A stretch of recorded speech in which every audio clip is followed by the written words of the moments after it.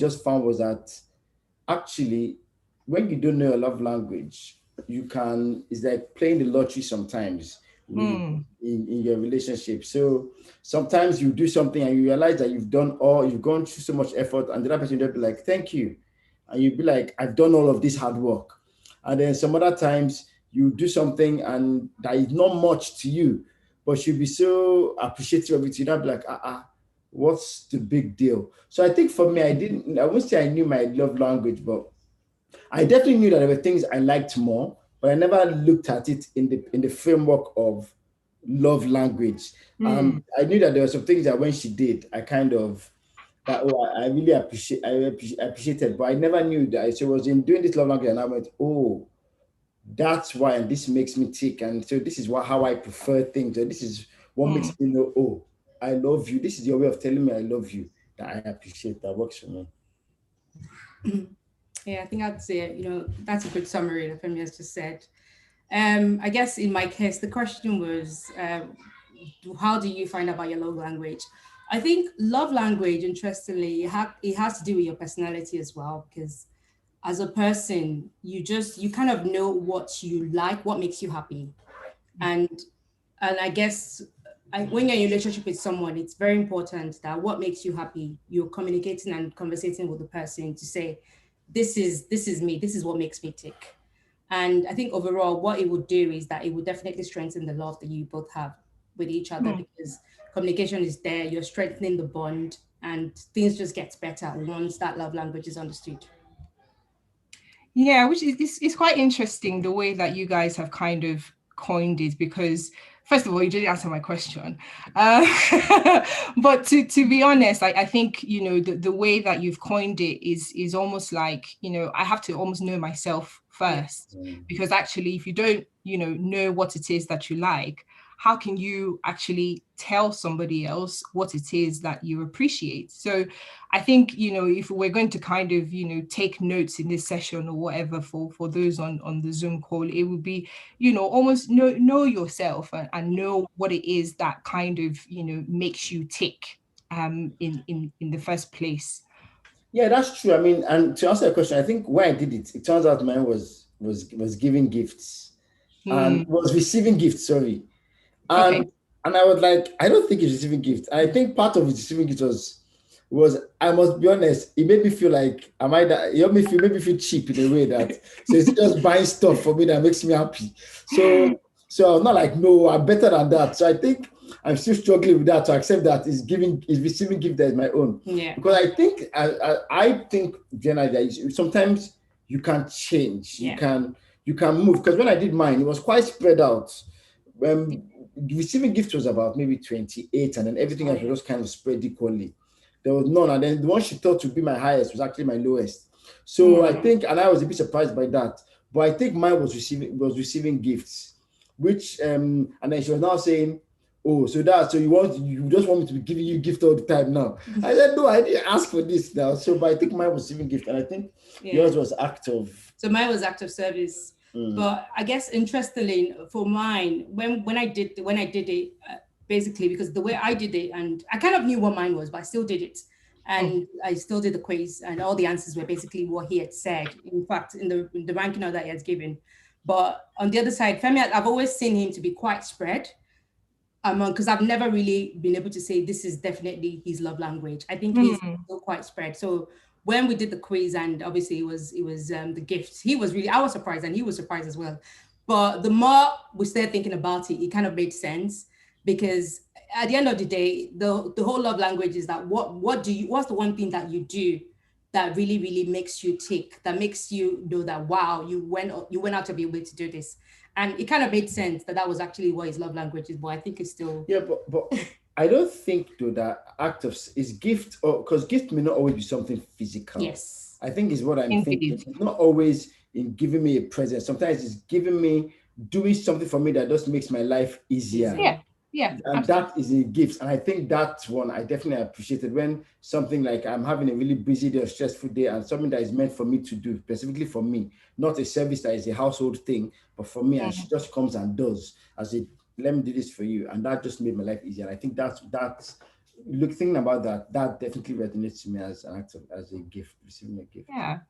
Thank you very much for that, guys. And I know that sometimes this can be, almost a bit personal, but so I really appreciate you guys sharing that. So it's for me, what I've kind of brought out from what also you just said is one specific love language doesn't have to be your love language. It's not compulsory that it's just one thing that is your love language. You can be, and it almost depends on the different times that you are, you understand, within your life. I think we'll all, raise our hands up and say that, the COVID year has been, impacted us in different ways. And so actually for somebody who maybe, physical gifts was a thing, you realize actually this Amazon man that keeps knocking at my door every day, yeah, this whole COVID scenario can't work anymore. So maybe I shouldn't be ordering things anymore.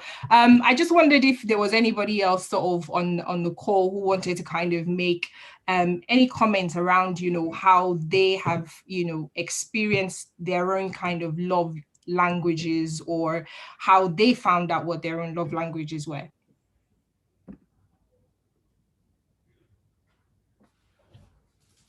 No? Okay, that's fine. I can go, if you don't mind. Yeah, go on then. So I didn't know that acts of service was a love language. For me, I just realized that I could not define the fact that what made me happy was having things taken off of me, or just something that I know that even though I have all it takes to get that thing done, but just seeing that it's been taken off of me, it's been done for me, makes me more excited than any other thing. Yes, the gifts are okay, the touch is okay, but there's that one thing that just, as soon as it's done, it triggers every other thing. It just, I'm on another level of excitement. But until recently, I think this was during the lockdown, I don't know how I got into Gary Chapman and studying love language, and then I discovered, and it was a aha moment for me, and I went, that's it.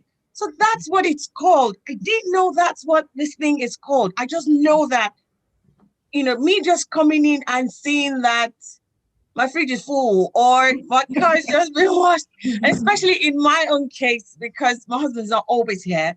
So I just feel like whenever he's around, my right is to sit back, relax, and just say, you know what, take it over from here. Yeah. So just all of a sudden finding out that everything has literally been taken over from me. Nothing more, nothing else matters. Yeah. So almost like the knowledge of it itself is like, liberating in a way. It is. Because initially I was thinking I was being petty. That's what I thought. I thought I was being petty, or just all of a sudden feeling like, so things should be done for you just because. But then until I found out that it was actually called a name, that it was called acts of service as a love language. Oh, I speak it so well. And then, so now I don't feel guilty expecting that I should be served, or let me not say served, I should be ministered to in that way. I think I'd rather use that word. Yes. And I'm just going to pick up on what you just said now about, feeling guilty as well, because I think that one of the things that maybe, as human beings, also as Christians, because, God gave his life and, we're supposed to be Christ-like, you almost feel the need that I'm supposed to be the one giving all of the time. How have you I think the first question is, how have you kind of dealt with that guilt? And the second is, how has knowing what your love language is, how has that impacted, intimacy in your marriage? So you've asked me two questions. Yes, I have. So knowing now that that's my love language, how do I feel? How has that impacted sort of the intimacy within your marriage? Because, what we're trying to talk about here is, one, the importance of knowing your love language and how that almost impacts, intimacy. And when I talk about intimacy, it's not just, the physical, it's the emotional and the spiritual side of things as well. For me, it ignites all level of intimacy, all level for me, because in that moment, the first message I get is, I have been thought of. Yeah. That's the first message I get. I have been thought of. I have been considered as needing this help. And so as soon as I experience that, I unleash all levels of care. In a sense, I'm now ready to give back. Yeah. I'm now ready to give back, because that thought, me knowing that knowledge of having been thought of to the point that something has been done for me, not because I cannot do that thing on my own or by myself, but the fact that someone has thought of me in such a way, and when I'm not someone now, I'm talking about my husband now, the fact that he's thought in such a way to have taken that burden off of me in that moment, I appreciate it to the point that I just want to do everything to give back. I just want to. In that moment, I want, how can I reciprocate this? And I'm not saying that if that hasn't been done, I wouldn't have. But then you want to like me rewarding now, saying for that which you have done, oh my God, this is what you're going to get. This is what I'm going to do. So if I was going to make a certain kind of meal, I'll go the extra mile and do something extra special. Almost like reciprocation is easier. It is easier for me. Now, I don't know if that's a good thing or a bad thing, but that's what I do. Yeah. And in terms of, how the second question I kind of asked was around the guilt, so initially you kind of feel that guilt, like, okay, I'm just the one receiving all these things. Shouldn't I be feeling a little bit guilty? How did you kind of deal with that? I never felt guilty expecting to be served. I never felt guilty. And this is, our own scenario where I feel like, welcome, man. This is your time to take over your part of the family. Yeah. Now, for acts of service, for some other person, may not entirely, it may not work the way I'm describing my one. But for me, I just feel like there needs to come a point where I know you're coming, I know you're going to be around in this moment. I have certain expectations. When that expectation does not come with any guilt at all, for me, because I feel like I deserve this. Yeah. I deserve this moment of putting my foot up and just breathing. I literally say, this is the car key. I am not going to drive out this period that you're here. You drive. I am not going to take the kids to school. You do it. Okay.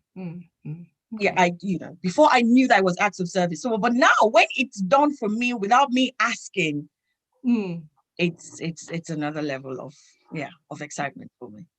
That's really interesting. And I'm going to kind of come onto the call, because I can see some people on the call who are in a position where they've had babies, during lockdown, and sort of younger couples, and it's just quite interesting. And I'll come to you, Wunmi and Femi, just in terms of, can your love language change?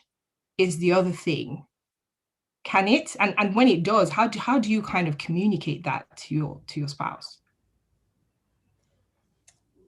I think, yes, your love language can definitely change. And I think we kind of touched about it earlier in terms of different seasons in our lives. And you get married, you're young, you have more time on your hands.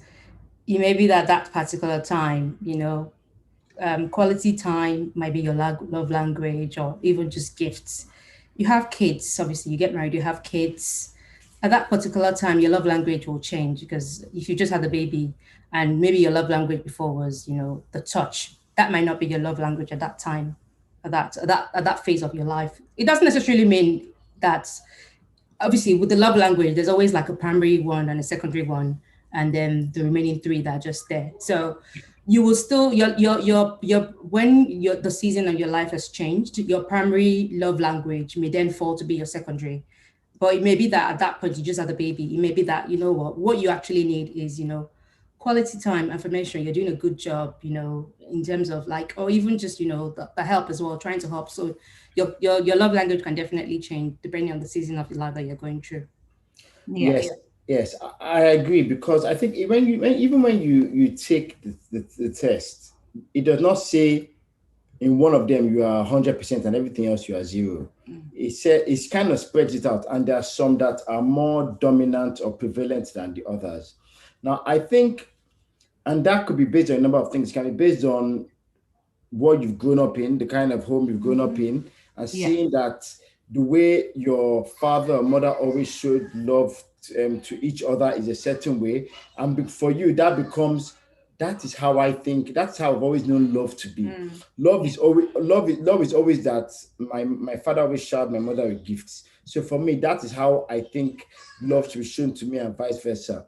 But it may not be that you get a first phase of your life, and that may be the most dominant one, but then you get a phase of your life, like Kumi said, where the reality of life that when we had a baby, if when we have the baby, all I do is I start buying her perfume, and she's carrying a brand new baby. She would throw the perfume at me on my head and say, "Look at what I'm going through, and you're buying me perfume." So maybe at that point is that I looked after when she's looking after Coin as a baby. It was my role to take Kiton and just make sure that he was, that my way of telling her of, because it's love language is a way of saying I love you. It's just it's when we say love language, what I'm trying to say is that it's synonym, or it's a code for I'm trying to say I love you. And so my way of saying I love you, I'm here for you, I sacrifice for you, is by doing things that make you feel that love. So it may be that in that time when she's going through a lot, she just did me. My way of saying I love you is just to say, literally say I love you. And then sometimes maybe that in a different phase of her life, she just needs me to just not say I love you, just be there and support by doing certain things. That means that it shows that I'm here for you and I love you. So I think it can change, and that's one of the things we have to do, is we have to be observant of we have to be observant of the season around the love that of the way you show your mates that you love them. And but you always have to know that there's probably one that when everything is fine and lovely and great, this is the one that if you want to unlock when you're having an argument or whatever, you want to just make everything calm down. You just say, you know, I love you, baby. You know, I love you, baby. I should just smile, and then everybody just knows. And then sometimes you have to go and buy something that will just make her go, this is my favorite thing in the whole wide world, and it just brings us a smile. And then we are back to zero and we start working again. So I think it's about understanding. It can change, and so you have to. So and to be honest, as we have seasons that change, you know, depending on what part of life, you know, life has you understand, it's important to kind of be aware of your spouses and availability of, you know, either if they are not in a position where it's like, for me personally, when certain people are watching football matches, it's not the great time to ask for quality time, because I know that I'm not really going to get it. So you almost have to be, I think, conscious as an individual that yes, there are times when you kind of need that quality time, you know, but it's also important to kind of make sure that it's a good time, one. And also the fact that communication, I think, is one of the key things that you guys have talked about, because it's really about, it's not just about, you know, what you need, it's also what are you communicating that you also need at that point in time. Because actually, if you're not communicating that what you require is, you know, some time away from the children, for instance, then how does, you know, your spouse know that that is what you kind of require now? I don't know if there was anybody sort of, again, on the Zoom call who had any questions. Please feel free to kind of put your questions out there. And for me, as I said before, there's no one that's really an expert in all of these things. We're all kind of learning on the job. That's what I like to say, you know, even people that are, you know, 20, 25 years in marriage, I personally think you're still learning every day. So please feel free to kind of put yourself off mute and comment on our discussions. And then obviously, if you have any other questions as well. I just wanted to check, Stephen, did you have any sort of comments just around obviously having a new baby, as it were, and how that has kind of impacted your relationship? Well, me. Are you asking me? Yes. Oh, okay. That's interesting because you are at the same time as I unmuted, getting ready to make a comment. So for me, obviously, as you guys know, when it comes to all this marriage stuff, I'm still in nursery anyway, or kindergarten compared to you guys. So I'm not like an expert or anything like that, and I'm still learning this whole love language thing. But I've just been listening to you guys and been writing some stuff down that I thought, maybe just call out. I'll just sort of mention them, briefly. So the first thing that I thought was like this whole love language stuff here. I'm sure there are some people that are thinking, what's all this one now? I thought we were fine just being in a marriage, and why do we now have to go and be learning one new language or the other?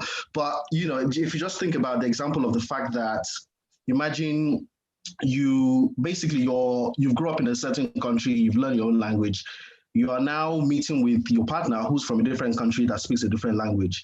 Now, we all know if you go to a different country, you want to speak a new language, you have to actually make the effort to learn the language in that country that you've been to so that you can thrive and so that you can, be able to communicate with people in that country. So it's just like that. In marriage, two countries are coming together. You potentially have two different languages. So you just have to be ready to learn the language. So before we even go into the details of, which languages, first of all, be ready to even learn the other person's language first. That's the start. And then once you're open to learning language, now the next thing for me would be, some people may already know what their own language is, as in what I expect from my partner, which is my own language. They may already know it's just because they know themselves really well. Some people don't know themselves really well, and I suppose that's why we have things like tests that you guys have been talking about. Now, I've never done this test, but and to be honest, up until recently, I don't even know what my language is. I don't know what makes me tick. I don't know what makes me happy. But my wife is the one that's telling me, oh, your own language is acts of service.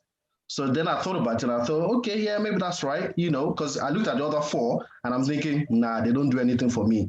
It doesn't get me excited if you give me affirmation or I can affirm myself. Don't worry about that. Or touch or whatever, that doesn't get me excited. So, acts of service is that for me.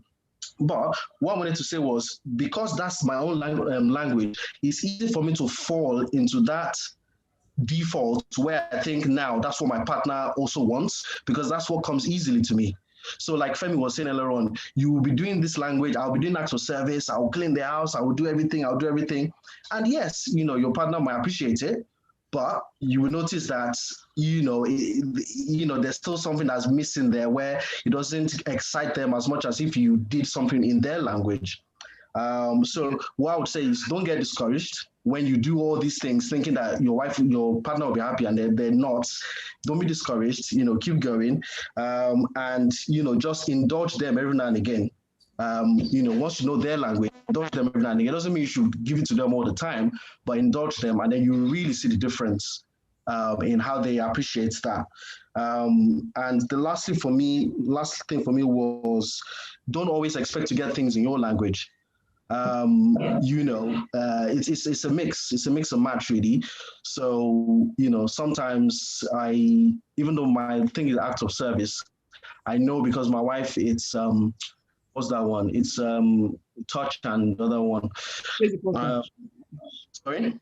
Physical touch. Yeah, and then there's another one that's related to that. That's her one. So, that comes easily to her.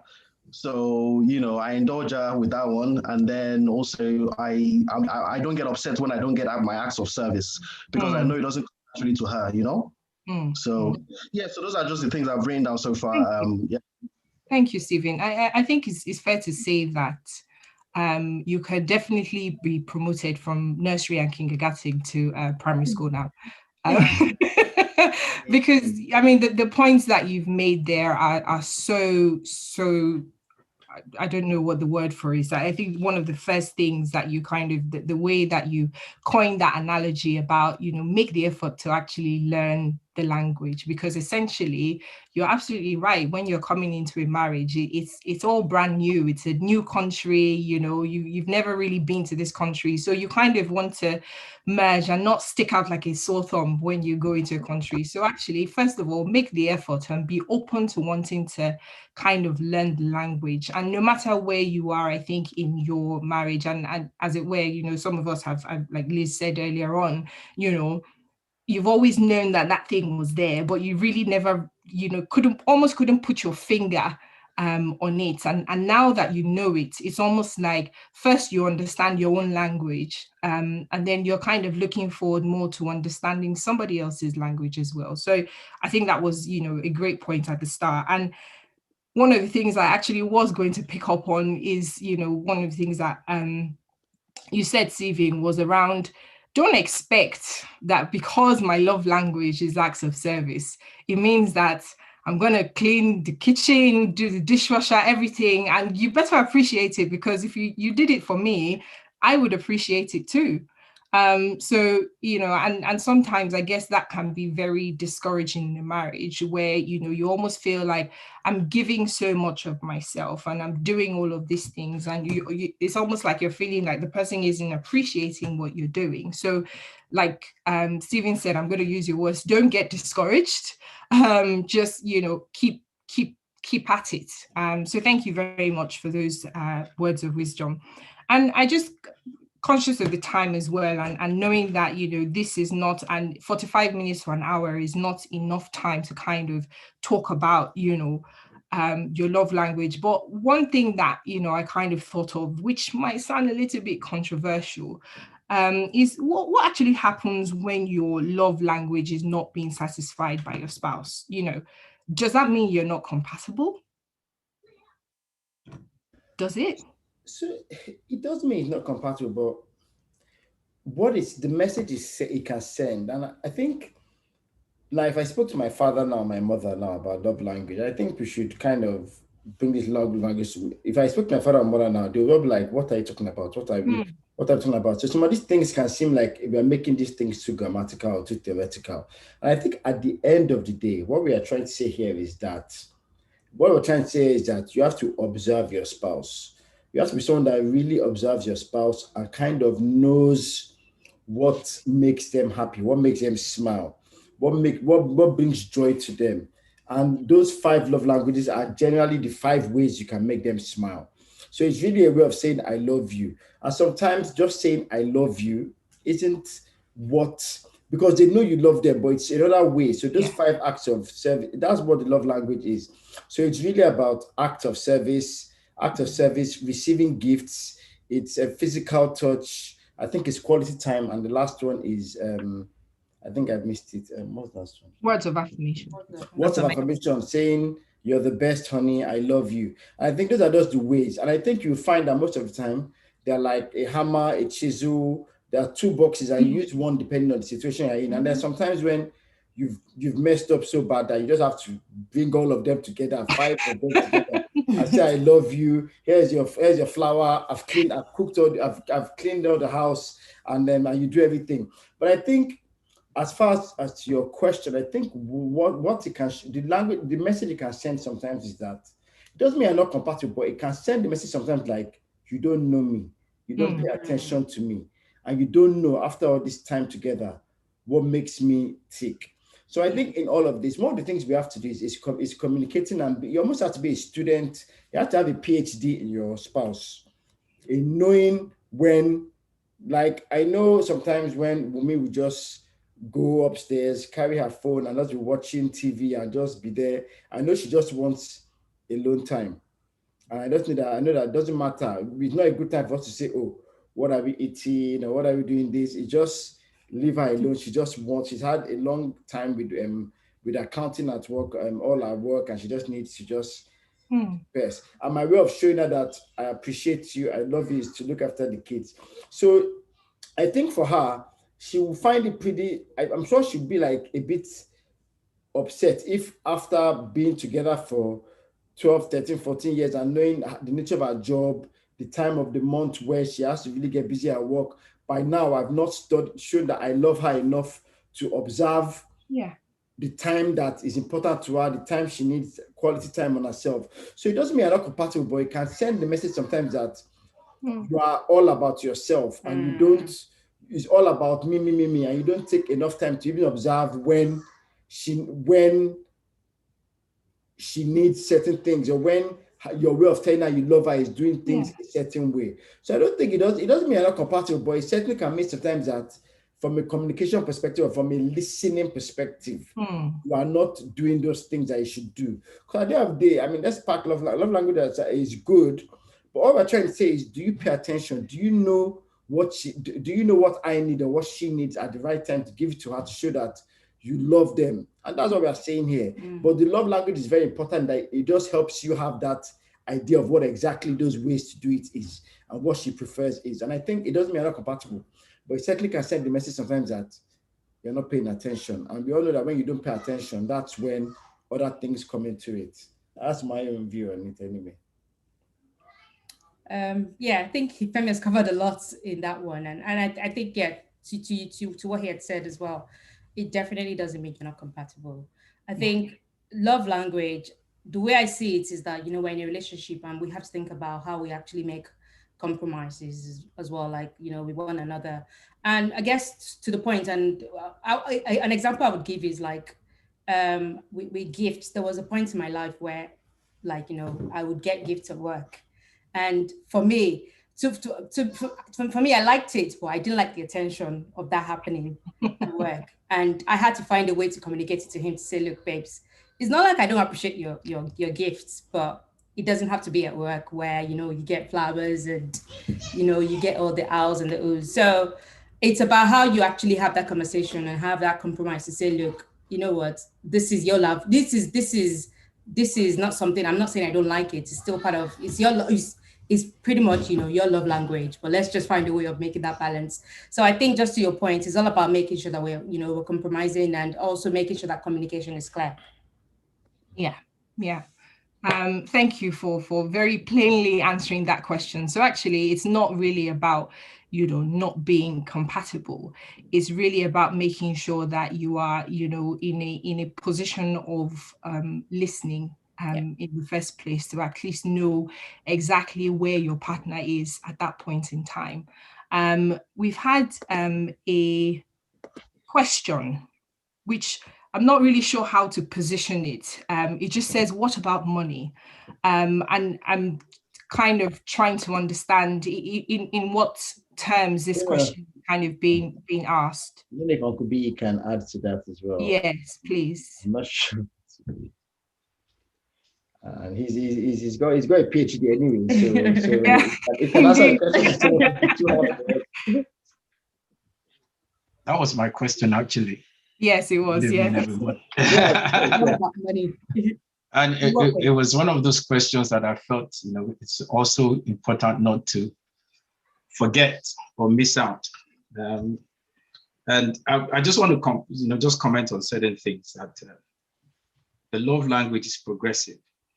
The answer today may not be the answer tomorrow. The answer this year may not be the answer next year. It changes when kids come into it, work comes into it, other attentions come into it. There are various things, but the most important thing is, it's what's in the heart. I mean, we love because of the way God made us, because God made us in his image. And, if you look about all the things that God expects us to do, the worship, the gifts, how do you show that you love God? God is a spirit, but he expects us to be able to love our neighbors, but most importantly, love your spouse. That's why it's put us together. But that having been said, if you want to bring it to the modern days, because we live in this world, and we all understand that money is quite important. It's very difficult to compromise, to love, to touch, to feel when you're hungry, when there's no money, when you can't meet the bills. And, the world is replete with situations of marriages collapsing. And I use the word collapsing deliberately because of money. The husband is making too much money and doesn't have time, it's a problem. The wife is making too much money and is bossy, it's a problem. There isn't enough money in the house, it's a problem. but I think the key thing really is that first, money plays a big part in it. I mean, there's no doubt about it. So we must not forget the part money plays in all of this. But I think above all is to also understand that, all those things, words of affirmation, if you're hungry or if you're angry, you can't affirm. If there's no money, you can't give gifts. Acts of service, but all those other things, quality time when you're under pressure, thinking about those challenges, the bills, physical touch. Well, we all know about physical touch. It goes both ways. Don't touch me. What are you touching me for? It's not because they don't love, it's because there are other factors coming to play. But I think fundamentally, there is this thing, and I use the word thing deliberately, that binds a man and a woman together. It can't be explained. It's why somebody prefers this type of woman or that type of man to that type of woman to that. You see two people together, you can't understand how they come together, but you look at them and you think, wow, they happen to be in love. These things are inexplicable. And, the Bible also tells us that, the way of a man with a woman, who can really understand it? Nobody really knows. So it's that thing. Once you find it, that's when the work actually begins. And Femi picked up on that to say, look, it's a continuous journey. It changes. I think Ote also mentioned that as well. It's got to keep, and what that therefore means is that you have to think about your spouse. And the more you think about your spouse, the more you love your spouse. Or, I struggle with that with love. What does it really mean? I had this definition, I'm a bit old school, but they say love is that feeling that you feel when you feel that feeling that you've never felt before. So hope you're all right. It sounds like the lyrics of a song. I don't know why, but because, and that's true. You see somebody, you meet somebody, and you say, I'm in love. But you can't explain why you're in love with that person vis-a-vis contrary to the other person. You can't explain it. Of course, there's a physical side to it. So sometimes people confuse love with lust, but that's a different discussion. But it's that feeling that you have to dwell upon. What was that thing that I liked? Was it the look? Was it a particular look? Was it what they said? Was it what they do? For some people, and I guess this is where these love languages come in. For some people, it was that they just kept showering me with gifts and I loved it. For some people, it's like they wash their cars and, it makes them happy. For some people, it's just want to sit down and spend quality time. But at the heart of it is that you got to take time to understand and know your partner. And I think once you start to know your partner, then you can begin to build on all these languages. And when there's money in the back pocket, because as you girls say, no money, no honey, and that is real. You haven't paid school fees and you're coming to touch me. Where's your hand? My friend, remove your hand. I've been going to work, all day and I've been cooking for you and you now say you want to post a check. To where? Which bank? Sorry, no, go away. And the guy now says, you don't treat me right. I'm doing this. So all these things, it's very complicated, but I think at the heart of it is attention to detail, really. And it's not rocket science. If we go back to the fundamental principles of the Bible, what Jesus says about love, he said, the first thing is love God. And then the second thing is love God, love your neighbor as you love yourself. So if you truly love yourself, and then you have to love your wife and you have to love your spouse. And when you love yourself, all these things matter because we all like to be worshipped. We all like gifts. Everybody likes gifts in different ramifications. Acts of service, yes, we all like it. Quality time, yes, we all physical touch. We all like these things. We all want these things. So I don't know if that helps, but I just think there's so many aspects to it. But around it, when you put, in mathematics, when you put all this interconnection, and then you put your circle around it. On that circle, please put money. Indeed. So I think you are itching to. You guys are itching. Yeah, I just wanted to add to what Kobe had said as well. That I think the money piece. I think if you think about what we had said earlier about the season, because it's a season that you're going through in your life. So you're right in the sense that not all of those love language will take, but there's some that you can actually still dwell on, like words of affirmation. Your husband has lost their job. They're just they've been looking for work for a long time. We're in COVID season. it might just be what they need to hear, that, you know what, keep going, babes, and, just, encouraging them one way or the other to say, you know what, you could do it, as in the job for you out there, it's there, and just, find a way to keep encouraging them even when they're giving up.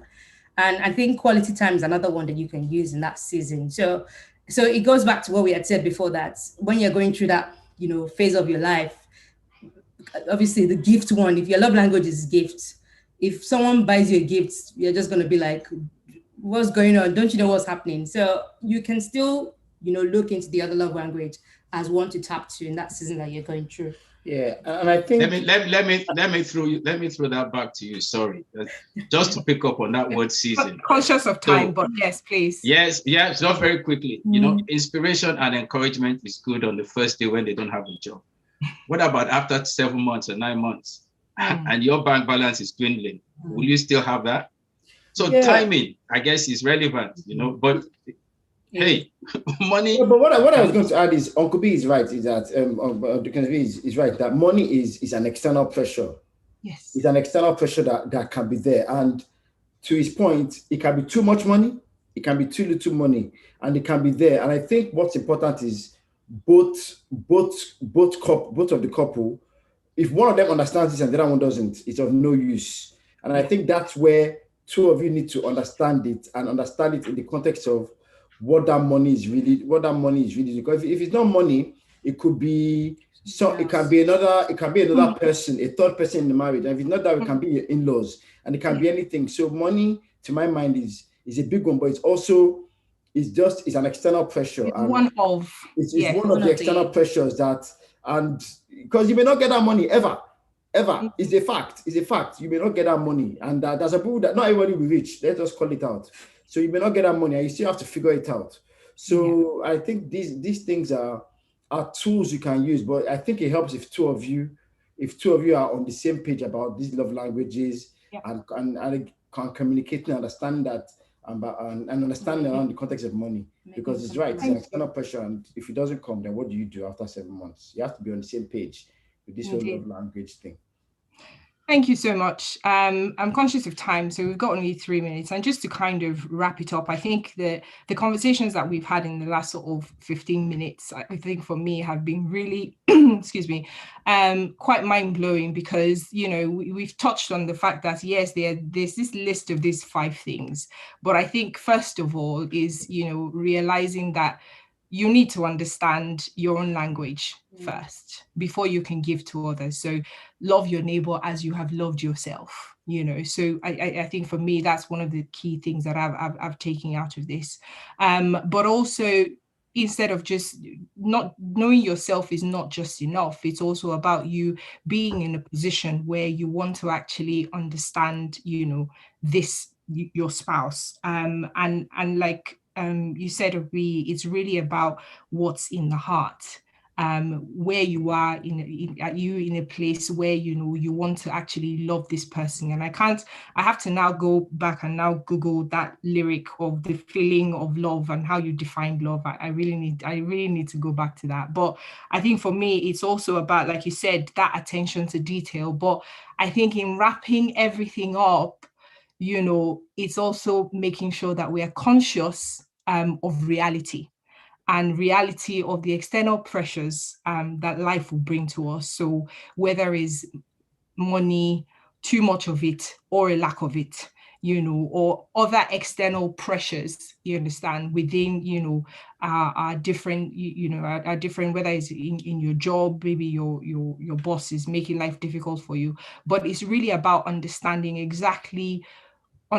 where your spouse is at that time, and just being aware of what it is that they require at that point in time. And you know what? Sometimes it might be that one person has to give more than the other does, and that is what love is, isn't it? Sometimes you have to give more than the other person. So I just want to say thank you very much to everyone who has kind of contributed today to this session. Hopefully everyone has kind of picked up on something, learned something, and you can kind of take this away to, you know, another sort of group of discussions that you probably have. But if there's one thing that I think, you know, if nothing else you take out of this is have the conversation, you know, in your own marriages. What is your love language? You know, how can we, you know, help each other, you know, as we go along through the different phases of our lives. So thank you very much, everyone. All right, Liz, any last words? Yes, I'd like to say a very big thank you to Ote. Thanks for facilitating this. Thank you to the Akinyumes for joining us and sharing, being open and sharing with us on this platform. We are going to do this again. It will definitely be another topic next month. So join us the 3rd Wednesday of March. Next month, something interesting will definitely come up again. But most importantly, communicate, communicate, communicate. Because it's a journey of forever. It's a journey towards oneness. And so when we may not get it all in one day, but if we're intentional about getting it and achieving the purpose of marriage, we're going to need to communicate, communicate, and communicate some more. Thank you, Deacon B, for speaking up. That issue of money, and to an extent, I'm with you on that one. I think we might have to create a platform for that. Thank you, Stephen, for analyzing with the 2 countries. That was so good. Thank you, everyone. We appreciate you on this platform. So we call it a wrap for tonight, and then we say, God bless you. Bye. Thank you for having us. Thank you, everyone.